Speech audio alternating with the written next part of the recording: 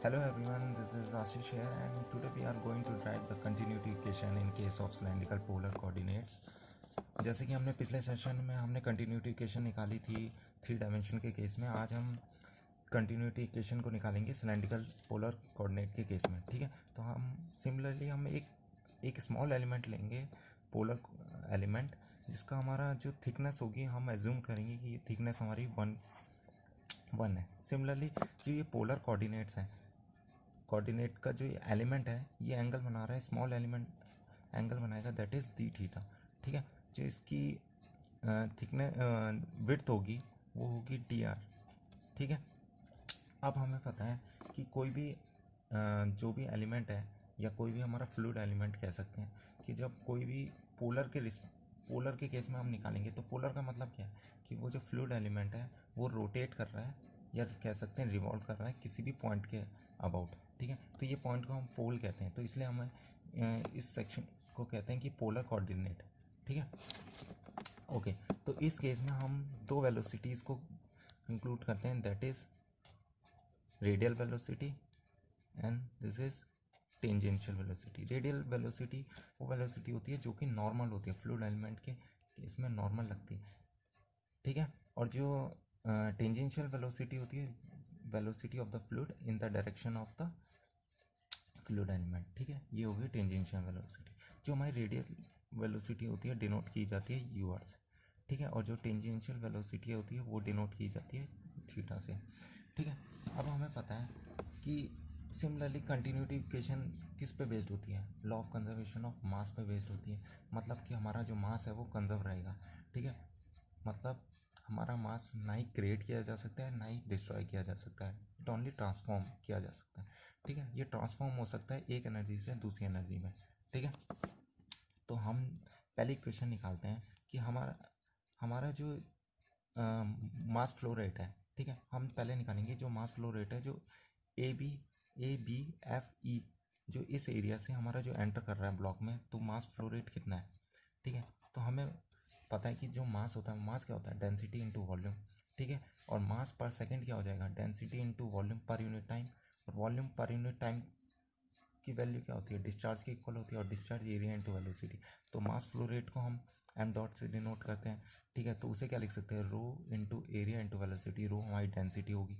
ठीक है, तो m dot A B E F, तो इसे क्या निकाल सकते हैं, डेंसिटी इंटू एरिया। एरिया क्या है, अब जो हमारा ये पोर्शन है हमें पता है ए बी की विड्थ हमें पता है, ए बी कितने के, अगर हमें पता है कि जो ये पॉइंट है, ये सपोज मान लेते हैं, एज्यूम करते हैं कि ये आर डिस्टेंस पे। ठीक है, आर डिस्टेंस पे तो हम ये निकाल सकते हैं ए बी की विड्थ कितनी होगी, आर डी थीटा के इक्वल होगी।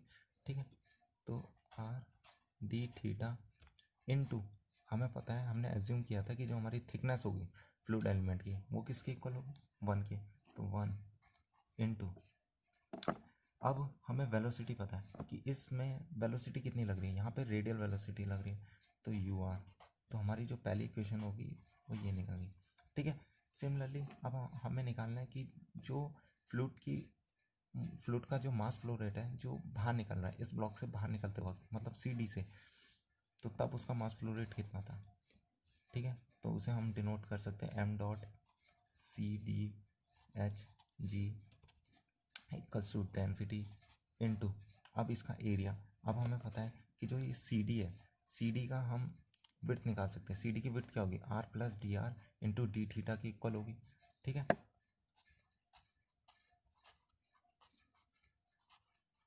इंटू इसकी थिकनेस कितनी, वन। और वेलोसिटी, वेलोसिटी में कुछ ना कुछ चेंजेस आएंगे, जब वेलोसिटी स्मॉल ब्लॉक से पास होगी तो उसमें कुछ ना कुछ चेंजेस आएंगे। ठीक है, तो यहाँ पे जो वेलोसिटी हो जाती है वो होती है plus upon del r d R.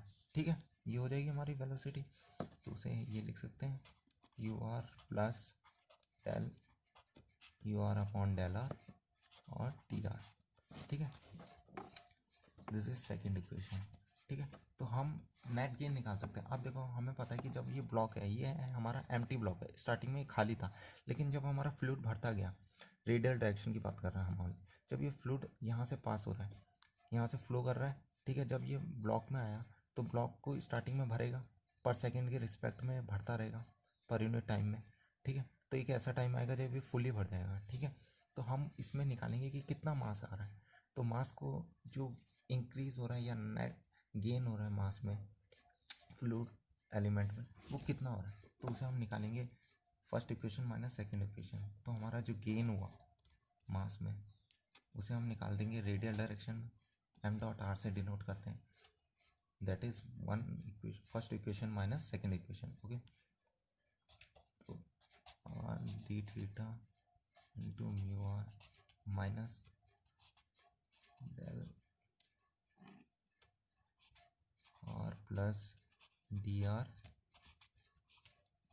You are plus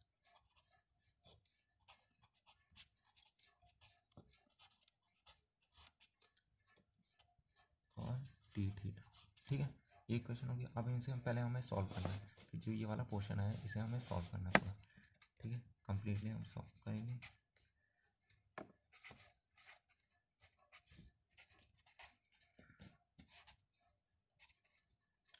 ठीक है, पहले आर के रिस्पेक्ट में ले लेते हैं।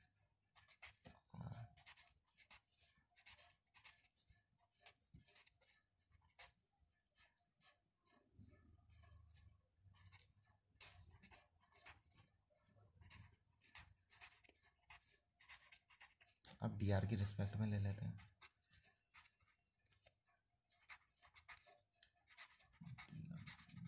Theta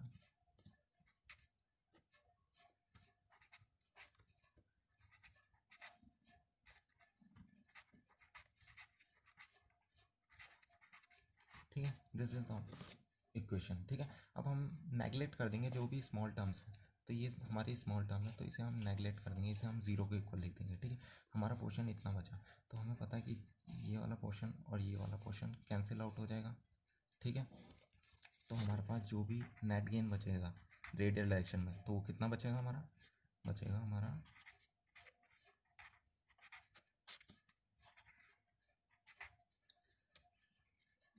are d R D theta minus rho D R D theta, that is the third equation. ठीक है, सिमिलरली हम अब निकालेंगे टेंजेंशियल डायरेक्शन के केस में कि जो हमारा टेंजेंशियल डायरेक्शन उसमें मास फ्लो रेट कितना है। अब सिमिलरली हम ए डी के केस में निकालेंगे, जो हमारा ए डी ई एच यहाँ से कितना मास फ्लो रेट हमारा एंटर कर रहा है इस फ्लूइड एलिमेंट में। तो हम उसे डिनोट करेंगे m dot a t e h. ठीक है, तो हमारा similarly density into area, area कितना है, ए डी की विड्थ कितनी है हमें पता है डी आर, और थिकनेस कितनी है 1, तो डी आर इंटू 1, और velocity that is the tangential velocity you theta, that is the fourth equation. Similarly हमारा मास फ्लो रेट कितना है जब हमारा बाहर निकल रहा है इस ब्लॉक से। ठीक है, पहले खाली था फिर थोड़ा थोड़ा भर भर कि जब ये पूरा कंप्लीट फिलअप हो गया तो उसमें से फिर जब निकलने लगा तो हमारा कितना मास फ्लो रेट निकला है। ठीक है, तो उसे हम निकालेंगे बी सी एफ जी के केस में, ये वाला एरिया, एरिया हमारा सेम रहेगा। ठीक है, इसके केस में तो rho into D are into 1 into, अब वेलोसिटी में कुछ ना कुछ चेंजेस आएंगे तो हमारी जो वेलोसिटी निकलेगी वो निकलेगी हमारी mu theta plus del mu theta upon del theta D theta. ठीक है, this is the fifth equation. ठीक है, ओके, तो हमें जैसे कि हमने निकाल दी थी कि जो हमारा मास फ्लो रेट है जो कि एंटर कर रहा है टेंजेंशियल डायरेक्शन में फ्लूइड एलिमेंट में, और जो मास फ्लो रेट है जो कि बाहर निकल रहा है, तो हमें नेट गेन निकालना है। ठीक है, तो नेट गेन निकाल देंगे। ठीक है, तो अब नेट गेन निकालते हैं टेंजेंशियल डायरेक्शन में। ठीक है,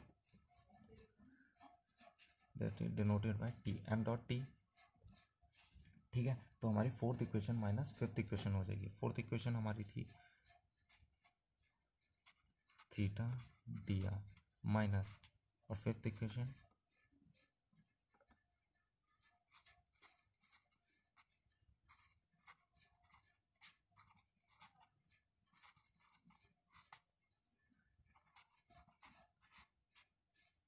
तो इसे हम सॉल्व करेंगे तो क्या बन के आएगी इक्वेशन,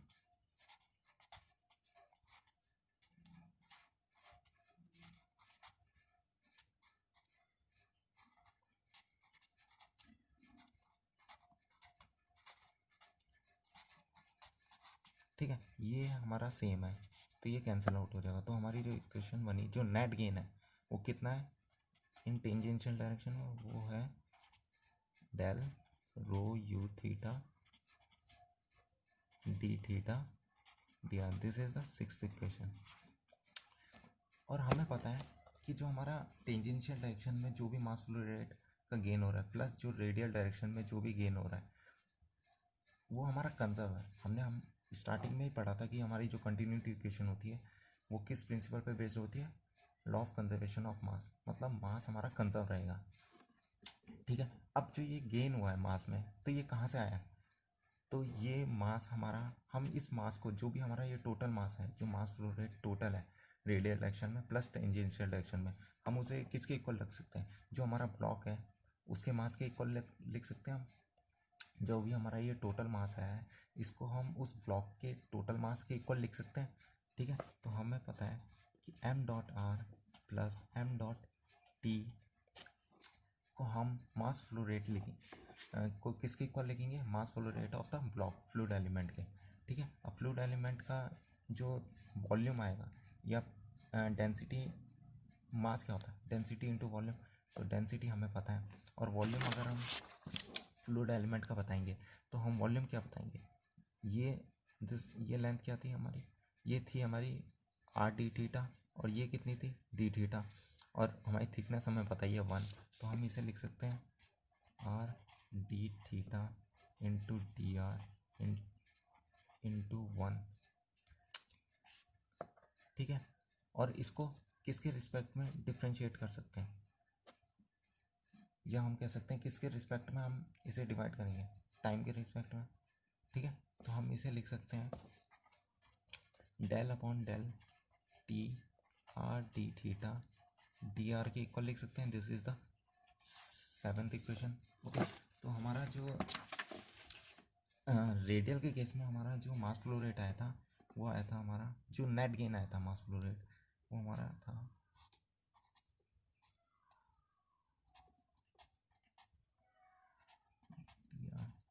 डी थीटा,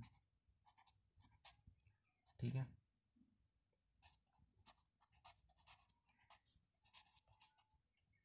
ठीक है, अब हम टेंजेंशियल के जो केस में हमारा जो मास फ्लो रेट है उसको हम ऐड करेंगे इसमें, तो वो कितना था हमारा, ये सिक्स्थ इक्वेशन से,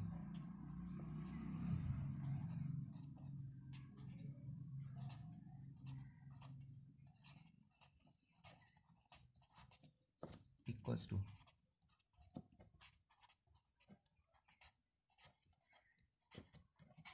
ठीक है।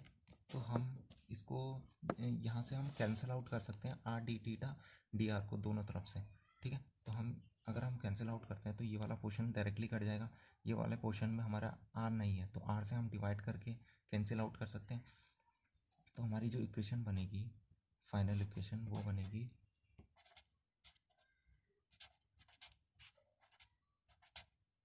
ठीक है।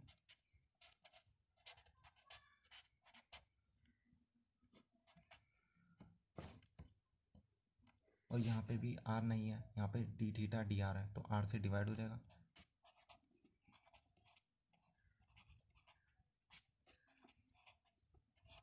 इसको हम del rho upon del t ले लेंगे, ठीक है।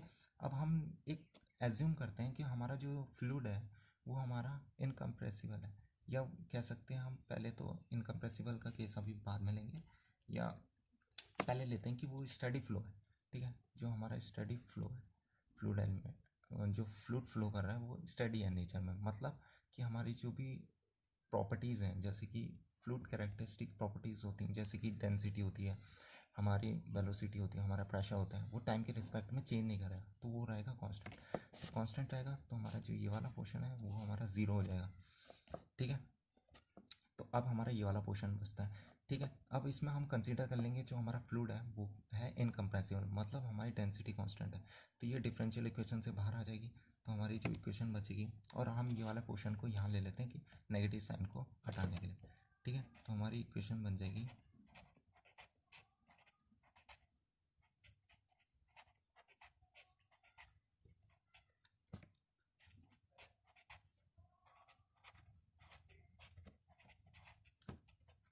ठीक है।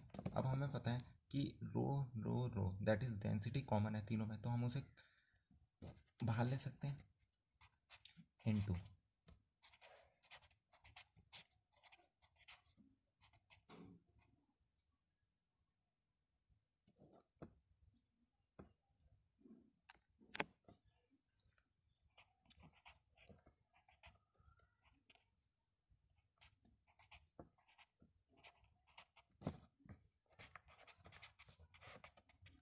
अब हमें पता है कि जो डेंसिटी है फ्लूइड की वो ज़ीरो हो नहीं सकती, तो ये वाला पोर्शन ही हमारा ज़ीरो होगा, ठीक है, सेटिस्फाई करने के लिए इक्वेशन को, ठीक है। तो हम क्या लिख सकते हैं कि आर को हम ऊपर ले लेंगे, ठीक है, आर से हम मल्टीप्लाई कर देंगे न्यूमरेटर को, ठीक है, are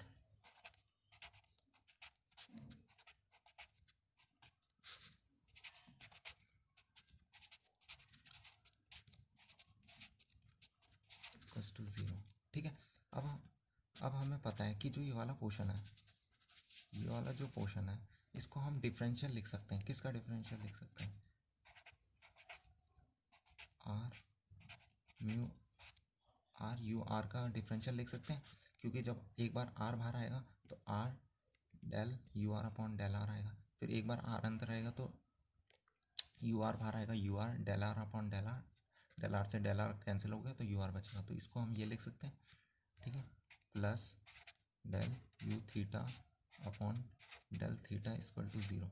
this is the continuity equation in case of polar coordinates, ठीक है, इन 2D कोऑर्डिनेट्स भी कह सकते हैं या पोलर कोऑर्डिनेट्स कह सकते हैं, ठीक है, for a fluid of steady flow, जो कि फ्लो कर रहा है हमारा स्टडी या नेचर में, मतलब फ्लूइड की जो भी प्रॉपर्टीज़ हैं वो कांस्टेंट है, प्लस जो हमारा फ्लूइड है वो इनकम्प्रेसिबल है नेचर में।